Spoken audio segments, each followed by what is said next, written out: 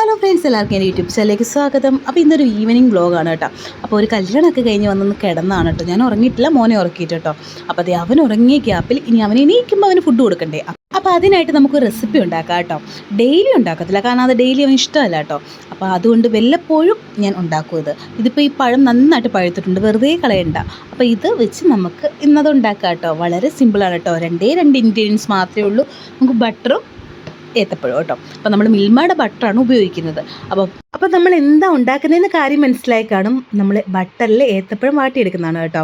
Daily ഞാൻ കൊടുക്കാറില്ല, കാരണം എന്താണെന്ന് വെച്ചാൽ നമുക്ക് എപ്പോഴും ഈ ബട്ടറിൻ്റെ രുചിയൊക്കെ ഉള്ളതുകൊണ്ട് ചില പിള്ളേർക്ക് മടുക്കും, പിന്നെ അതിനോട് താല്പര്യം കാണത്തില്ല. അപ്പോൾ അതുകൊണ്ട് ഡെയിലി കൊടുക്കത്തില്ല. ഇങ്ങനെ എന്തെങ്കിലും പഴം നന്നായിട്ട് പഴുത്ത ഉള്ള സമയത്ത് മാത്രം കൊടുക്കും കേട്ടോ.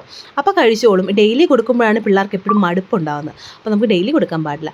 പിന്നെ ഈ വീഡിയോ ഇടാത്തതിന് കാരണം എന്താണെന്ന് വെച്ച് കഴിഞ്ഞാൽ നമുക്ക് സമയം കിട്ടാറില്ല. മെയിനായിട്ട് അത് തന്നെയാണ് കേട്ടോ. നമ്മൾ സോപ്പിൻ്റെ പരിപാടിയൊക്കെ തുടങ്ങി പിന്നെ കടകളിലൊക്കെ കൊടുക്കുന്നുള്ളത് കൊണ്ടും എല്ലാം കൊണ്ടും നമുക്ക് സമയം തികയാറില്ല കേട്ടോ. അതുകൊണ്ടാണ്. പിന്നെ ഇനി സ്കൂൾ തുറപ്പോടെ ആയിക്കഴിഞ്ഞാൽ ഒന്നുകൂടെ ബിസി ആയിരിക്കും.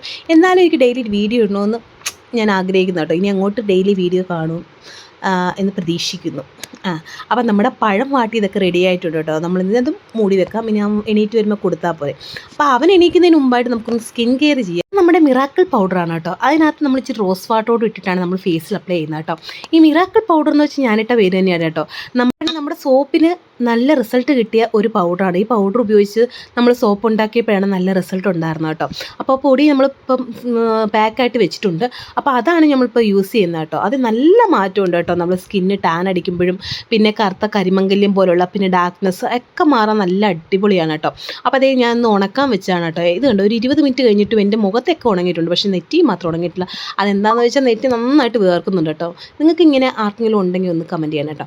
അങ്ങനെ നമ്മുടെ ഫേസൊക്കെ കഴുകിയതേ നല്ല ഒരു ഇൻസ്റ്റൻറ്റ് ഗ്ലോ ഒക്കെ കിട്ടിയിട്ടുണ്ട് കേട്ടോ.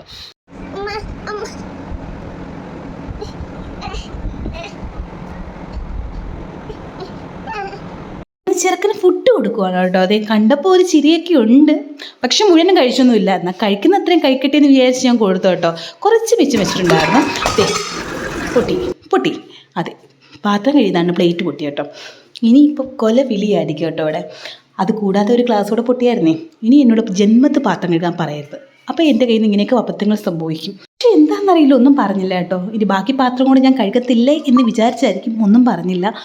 എല്ലാം മേടിച്ച് തന്നിട്ടേ പോവാവുള്ളൂ എന്ന് പറഞ്ഞിട്ടുണ്ട് കേട്ടോ. അങ്ങനെ നമ്മുടെ അടുക്കളയൊക്കെ നമ്മൾ സെറ്റാക്കി ഇട്ടിട്ടുണ്ട്, ക്ലീൻ ആക്കിയിട്ടുണ്ട്. ഇനി നമുക്ക് 2-3 തുണി അലക്കാനുണ്ട്.